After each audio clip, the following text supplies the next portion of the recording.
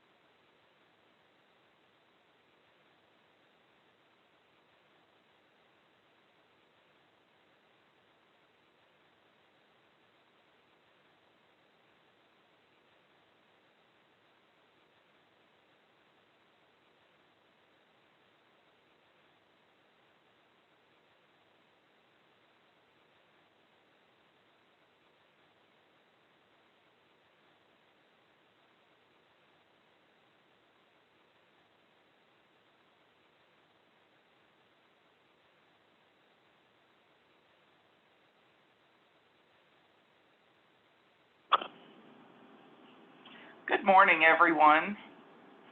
This is Paula Trigg, and I'll be accompanied by Jonathan Walker today. We'll be presenting our training on the contract administration process. State Procurement's excited to get back at the training initiatives that we had started. It's been a while. COVID's been a hiccup for everyone. In order to keep this training on track, everyone has been muted. And we're asking that all questions be entered in the chat box and send it out to everyone in order for us to be able to monitor which questions are coming in. There's a few pause points throughout the presentation where we'll address some of the questions for each section.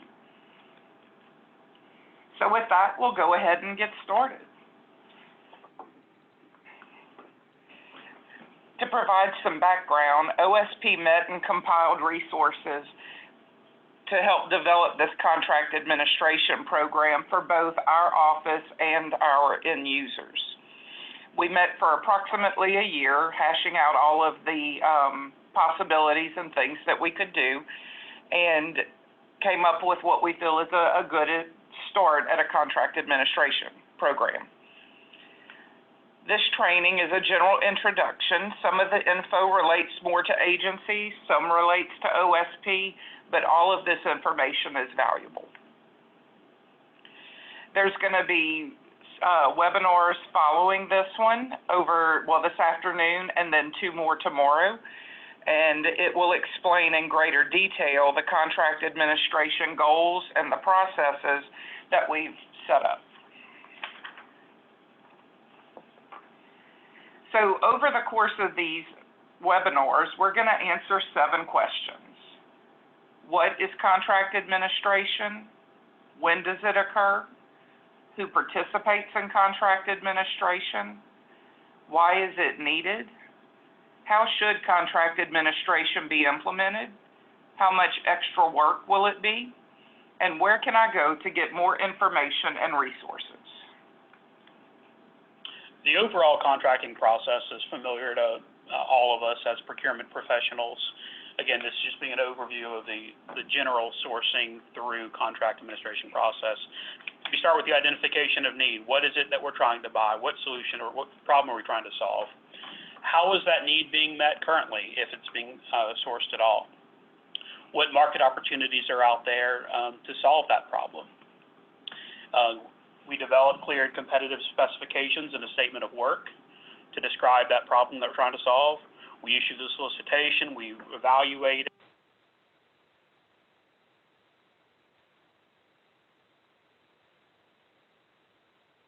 Let me back up. For those that weren't able to hear it, I'll go through this slide again. The procurement process is often conflated with the sourcing process. Historically, the focus is on sourcing, the identification of need through the award of the contract. Contract administration is intended to focus more on the actual use of the contract to make sure that we're achieving value throughout the actual process of using the contract so that our sourcing efforts are not in vain and that they're actually improved as well. As I mentioned, I don't know how much you heard, but too often procurement is focused on sourcing. Sourcing is seen as the end of the process rather than the beginning of the actual procurement need to have a greater focus on actually obtaining the goods and services needed, not just the contractual vehicle for doing so. So a question for the audience, and you can enter your responses in the chat. We have this question: Contract X for office supplies starts on July 1st, 2015. It renews on July 1st, 2016, and July 1st, 2017, and it ends on June 30th, 2018. How often does Contract X happen? Give y'all a minute to think and answer. I can say with some certainty that in the sourcing world, the answer to this question is annually. Contract X happens annually because we pick it up and we touch it every year, roughly every 365 days. But in reality, Contract X happens every day. Contract X happens every day of, an order is made. Contract X happens every day that a need is present, but the contract can't fulfill it. Contract X happens every day that a delivery is late, and so an agency has to go on the open market, et cetera. This is the mindset that we hope to embrace. So what is contract administration? Contract administration occurs after a contract has been completed and takes effect. It ensures basically that we follow through. Again, that the sourcing process is not in vain. It is separate and apart from sourcing, but there's a virtuous loop there, where the more you improve contract administration, the better your sourcing process becomes, which provides for a better contract process. Different groups use the terms contract administration and contracts management interchangeably. For clarity, we're going to use the term contract administration. When does contract administration occur? It's primarily after the contract has been executed and put in place, approved with the Office of State Procurement, but not exclusively. As I mentioned, there is a feedback loop. Contract administration requires planning ahead during the solicitation and contract to ensure that you have everything that you're going to need for effective contract administration. That includes reporting, that includes performance mechanisms, that includes the ability to escalate if there are any deficiencies.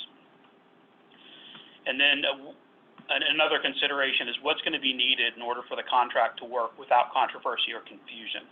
I think that last clause often gets overlooked.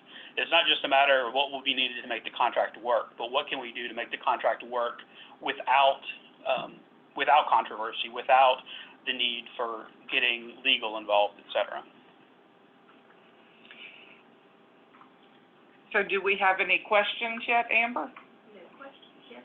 Okay. We'll move into the next section. Now we're going to talk about what do I do once the contract is signed and approved. Contract administration includes several things. Included in that is contract monitoring, managing any changes that are determined to be needed throughout the contract period, maintaining all of the contract-related documents that are needed for performance measures and other things, other reporting tools that come up throughout the course of the contract, addressing claims and disputes, and contract closeout activities. Some contract administration best practices are already happening to varying degrees at different agencies and at different desks in the Office of State Procurement. So what determines contract success? It's dependent on an effective contract administration process. A well-run process or program leads to improved accountability and performance, lower operational costs, and increased efficiency in delivering services to the citizens of Louisiana.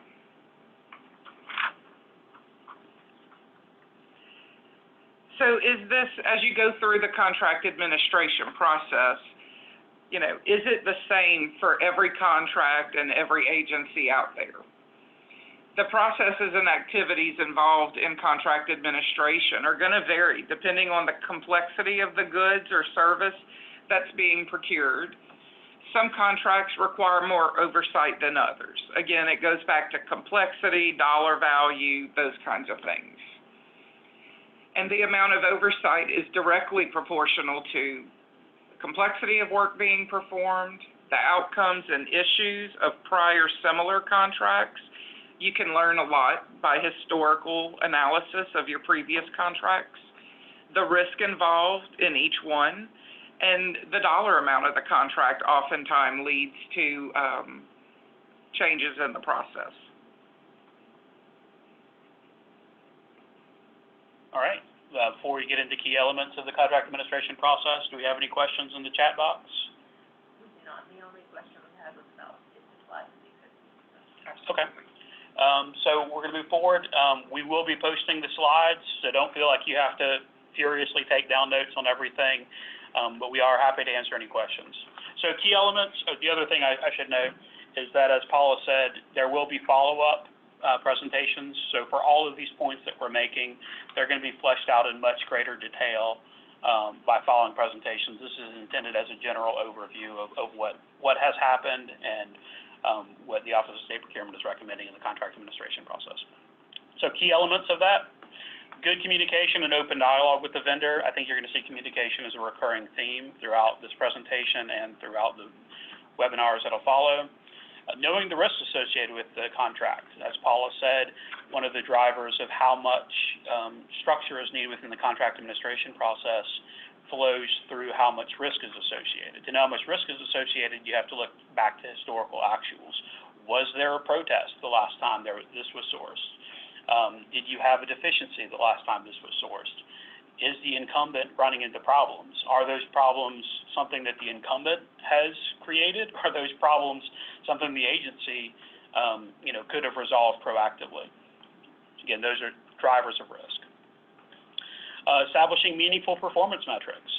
Again, one of the things we're going to talk about is how do you know if the contract is succeeding or not?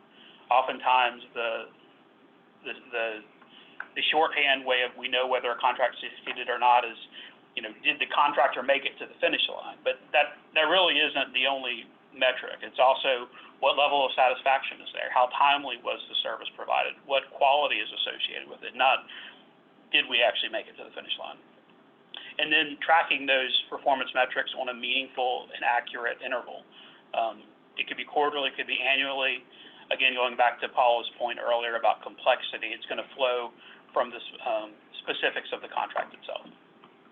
Who participates in contract administration? Certainly the agency, with multiple roles at the agency. Number one being the contract monitor, or the point of contact for the vendor, coordinating with the vendor, end users, maybe these are guys in the warehouse receiving inventory, and then the procurement liaisons, folding contract administration lessons back into the sourcing process in that loop I referenced. The vendor, of course, is a key stakeholder in contract administration, meeting timelines for deliverables without prompting, carrying the ball down the field without, somebody carrying them. Also resolving complaints without the need for escalation. We'll get into escalation in a moment.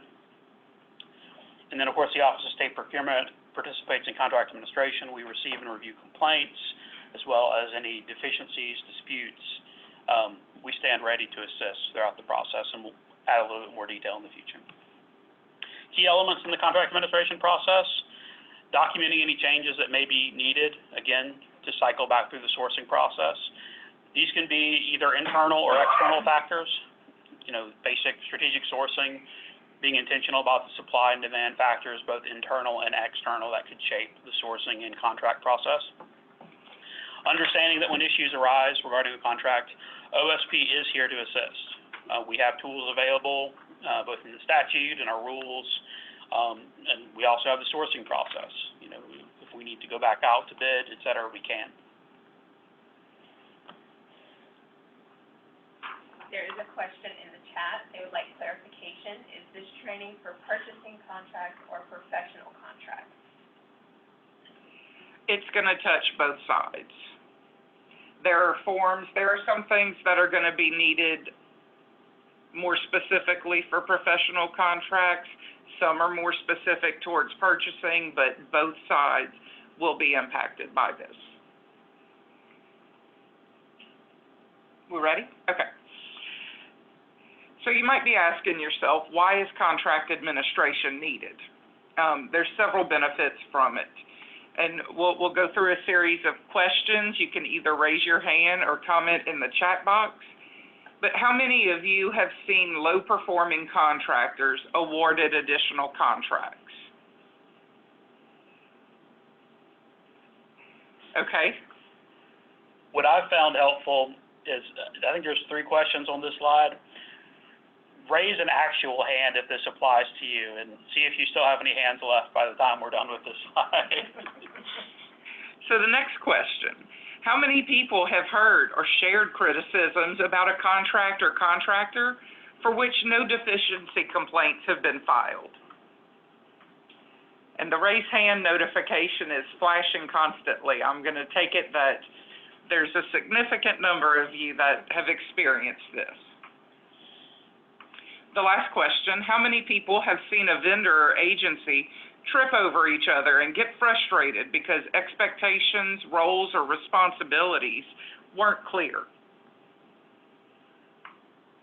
Okay, and the chat box is continuing, the raise hand button is continuing to flash. So I think all 3 of those are experienced by the majority of our participants. These are some of the things that the contract administration program seeks to address and correct.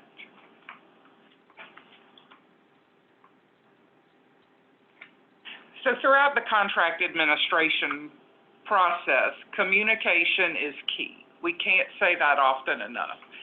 So many of these problems are fixed by open communication. Throughout the lifespan of a contract, open communication is the most important aspect in a successful contracting experience. It's critical in the relationships between all parties, the agency, the contractor, and the Office of State Procurement. One of the ways to open the lines of communication is to have a brief kickoff meeting at the beginning of any contract. It's a great way to open the lines of communication between the agency and the vendor, make sure that everybody's on the same page. Everyone involved ends up with a clear indication of what's expected from each of them. One of the tools that we have produced as part of this project is a possible agenda for kickoff meetings. And you want to start with a discussion on the contract goals and objectives, the communication protocols that both sides will follow, review the contract terms and conditions and any delivery requirements or timelines or quality assurance plans that are in place. And then lastly, in case they're needed, review the contract remedies and escalation process so that no one's surprised by these. All right, so next up, the topic is how should contract administration be implemented? Number 1 is gradually. I will not do a poll, but I believe that if we were to ask the question, how many of you have seen a procurement initiative come and go, or, any initiative in state government come and go without, long-term legs to it because it wasn't sustainable from the get-go. I think we'd have a lot of positive responses to that. So this is a gradual switch. It is not overnight. This started pre-COVID, and we're, finally able to do the training now. We've stabilized to that extent. We also, as I mentioned, flowing from the idea that we don't want it to be an overnight switch, we also want it to be a consistent build out, to build the muscle memory, just like with strategic sourcing, where strategic sourcing is not a special project off to the side from statewide contract management. Strategic sourcing is integrated into contract management. In the same way, we want contract administration or the best practices of contract administration to be integrated into the actual process of using the contract so that we have a robust framework for both sides. Sourcing, I think we've gotten sourcing down, both at the agency and OSP side. But as we're talking about, there's definitely more of an opportunity on the contract follow-through side. Lastly, again, sustainability. Starting small, building from there so that these are integrated into our core recurring practices. Start with the mandatory pieces. then build outward and upward. We don't want to give the vendors or personnel any whiplash. One of the ways that we're doing this is through the use of templates, which I won't steal the thunder for the templates presentation, but templates are a great way to maintain open communication, communicates what needs to be said to vendors, and it also is great for marking the different stages of the contract administration process. The use of these standardized templates helps to avoid reinventing the wheel, and we've also updated several of our familiar templates and created new ones. As I mentioned, they're useful mile markers for figuring out where you are in the process. If a sourcing manager or a procurement manager looks and sees in the file that a second level escalation letter to the vendor has gone out, they know, oh, this contract was on the ropes. Next time we go to source this, we need to be mindful that reporting is a difficulty, or at least it has been a difficulty associated with this contract. And then, of course, if structural changes are needed to any of the templates, please contact OSP and we'll work through that with you.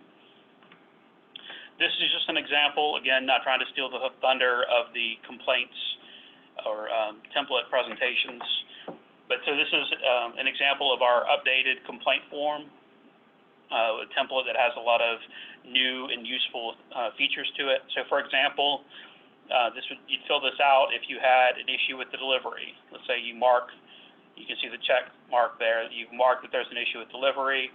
Once you do that, you see that there are a variety of fields that populate under delivery, perhaps not delivered by due date, improper method of delivery, it was drop shipped instead of unboxed, and the chairs, rolled into the conference room, et cetera. The wrong item was delivered, et cetera. So you can add a lot more specificity.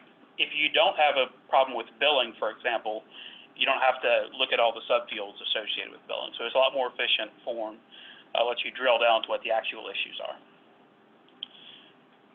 One of our recurring sustained programmatic goals in the Office of State Procurement has been continuous improvement, and that applies at the contract level as well. Going back to what I've said probably 5 times now about the virtuous cycle of feeding benefits of contract administration back through the sourcing process, looking at what's gone well with the contract, but also documenting and communicating the areas that need improvement or redirection.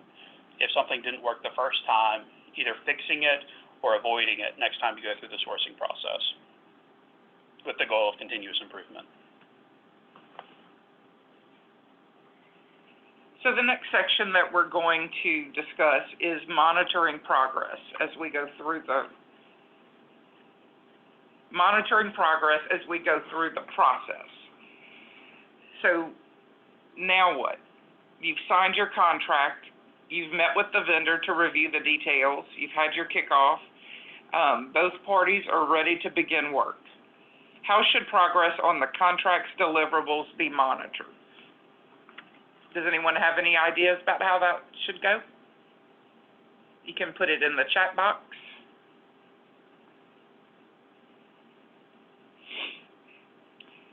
One of the ways is through the contract monitor. This is the person responsible for ensuring that the agency is receiving the goods and services in accordance with the contract. They're actually keeping up with all of the purchase orders and the deliveries and making sure that things are happening as they should. As the contractor works on the deliverables, the contract monitor should verify progress regularly. This can be streamlined by establishing meaningful performance indicators that the contract monitor will verify as progress is made. On a statewide contract, the SPA responsible for that contract in the Office of State Procurement serves as that contract monitor. All right, so building on something we referenced earlier on, performance expectations is a key enabler of success in contract administration. Performance expectations are a clear list of what the vendor can expect to come from the contract, as well as what you expect the vendor to do within the contract. You can avoid misunderstandings or disagreements won't get into this too deeply, but of course, we want performance indicators to be SMART, specific, avoiding vagueness. Don't rely on verbal understandings. Measurable, are we quantifying success or failure? Are we being specific? So if we have an IT contract and the performance standard is that we want the system to be up most of the time, does that mean that we want it to be up 51% of the time or 99% of the time? That segues to attainable. And we're all guilty of this at different times, but is it realistic to put an uptime of 100.00%? Is that a performance metric that any of us meet, 100.00% of the time? Do we have relevant performance metrics? Continuing the analogy of the IT service contract. Customer service in terms of how friendly are their call center staff. Friendliness in call center staff is good, it's important, but that's not the key metric of whether that contract is succeeding or not. In that example, the uptime would be the more appropriate performance metric. And then time bound. When is compliance needed? For some contracts, compliance next week is going to be sufficient. For others, compliance tomorrow may be sufficient. On some of our contracts, it may be a matter of hours. We need the system back up and running within 4 hours. But again, as Paula mentioned earlier in the presentation, a lot of this is going to vary depending on the complexity, the value, the criticality of it. If we're talking about office furniture, criticality is a lot lower than if we're talking about Medicaid managed care, for example. Reporting. Reporting is the mechanism where you see how those performance metrics are playing out. And again, depending on complexity, the number and the frequency of reporting may vary. The more complex, the more frequent. And of course, the higher the stakes, the more frequent. Again, the difference between a office furniture versus a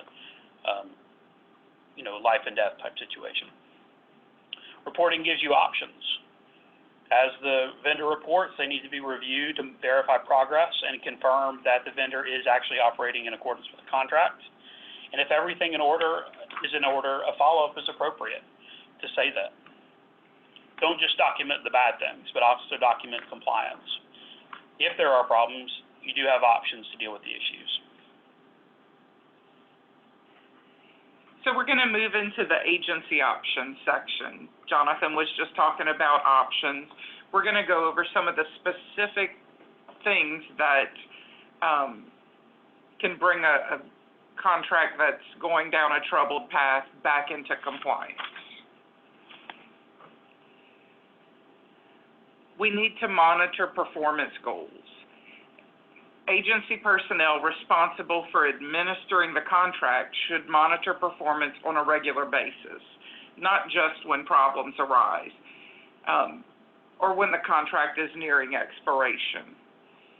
In an ideal scenario, regular communication between the agency and vendor results in both parties having their questions or issues addressed timely. This joint approach assists in accomplishing the project goals that were the intent of the contract.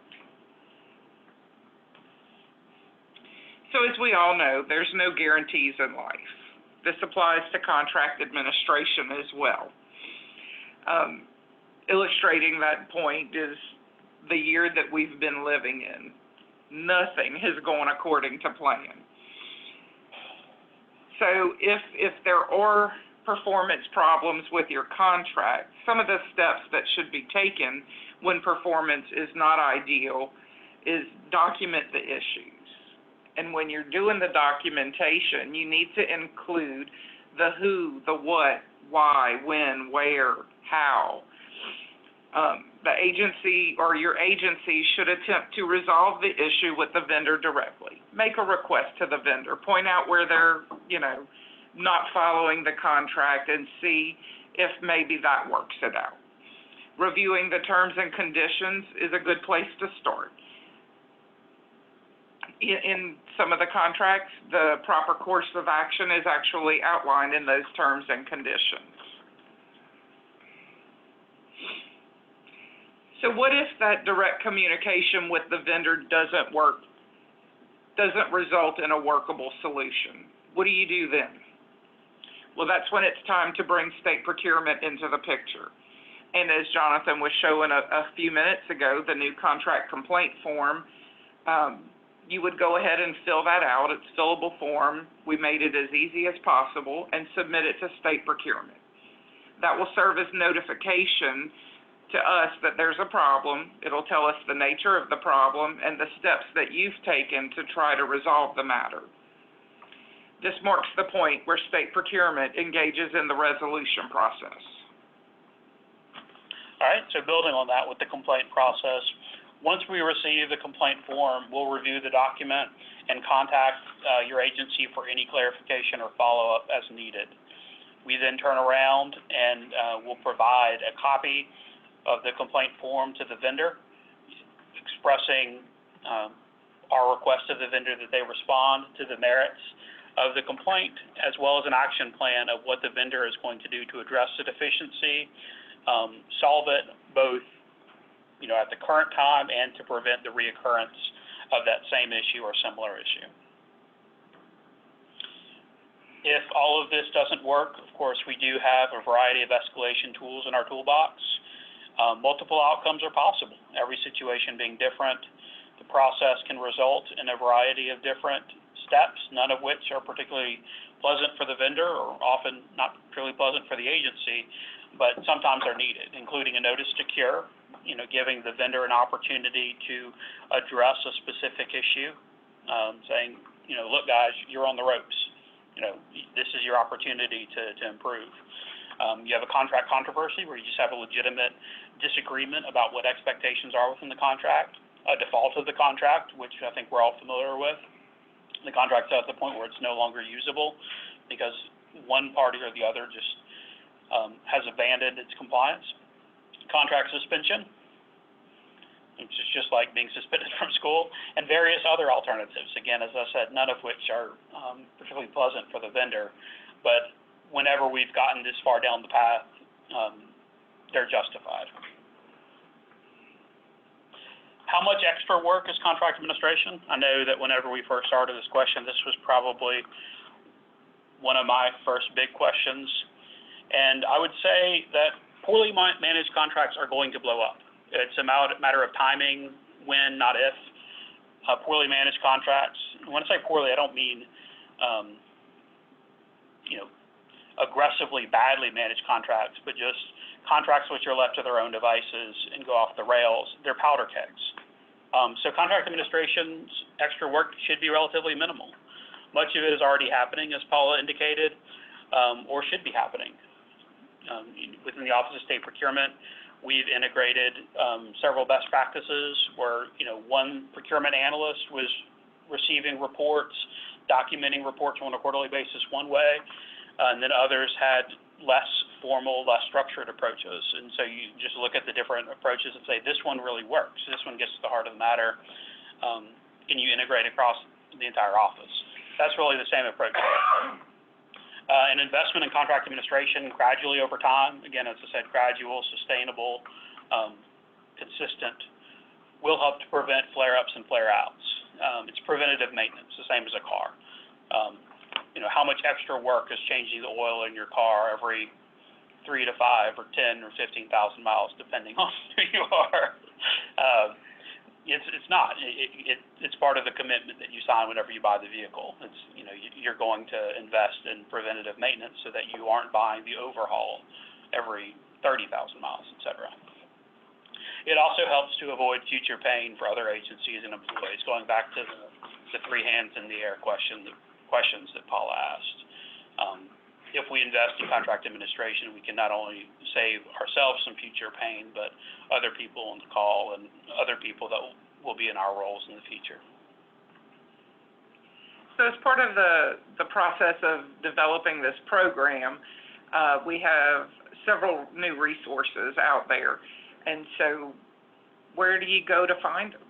First is on our website in the agency center. And then we have other resources available online, or you can email, the people that you typically deal with in the Office of State Procurement. And we'll be having future training classes also.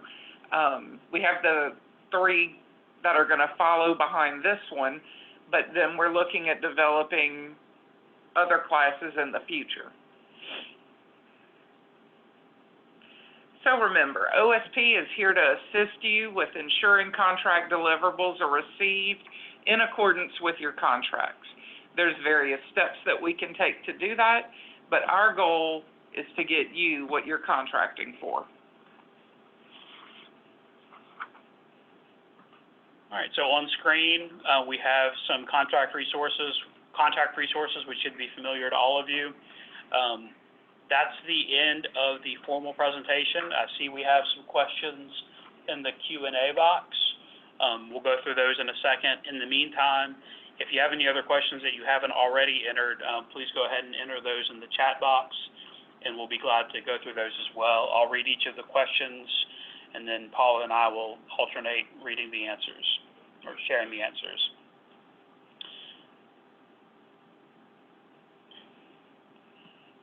All right, it appears, so the Q&A, it was a couple of comments of no sound, and then the question about purchasing contracts versus professional contracts, which Paula addressed. Again, our goal is that this is going to add value to both sides of the house, perhaps in different ways, each of the sides having existing strengths. For example, the professional contracts side has a much more robust performance monitoring section historically than purchasing contracts do. Purchasing contracts, by contrast, in my opinion, typically have better reporting sections than professional contracts. And also, both sides would benefit from a more robust approach to kickoff meetings, et cetera. So there's a variety of resources. Glad to assist in the future presentations, both today and tomorrow, and future quarterlies, et cetera. We'll add more meat to the bones of this presentation. Doesn't appear like we have it. One more. Is LDH the only department that does not have a separate purchasing department? No. We have end users in the department. Purchasing in Louisiana, or procurement, is centralized through the Office of State Procurement.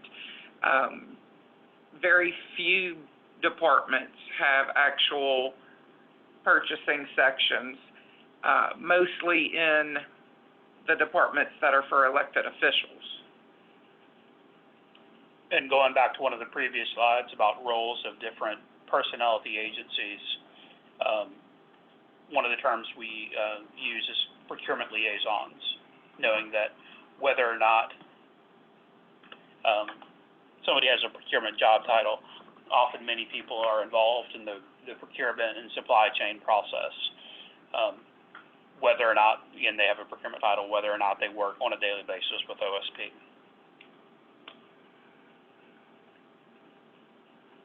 There's a question in the Q&A about the use, I use ProAct for my larger purchasing items. Is this the same that I will use for contracts? If you're already on, for example, if you're on ProAct already, this process is not going to change whether you're on ProAct versus Go versus whatever other approved system you're on. This would really just change more of the documentation and meetings, communication protocols that go along with the existing. This won't change any of the systems that are in use. That appears to be all the questions that we have. Again, you'll have the opportunity to ask questions about these topics on future presentations. We appreciate y'all making the time, and we appreciate y'all traveling with us on this adventure in project administration.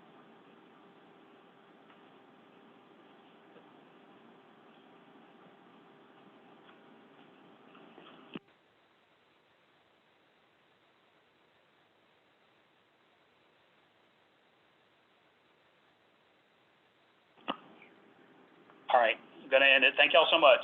Take care.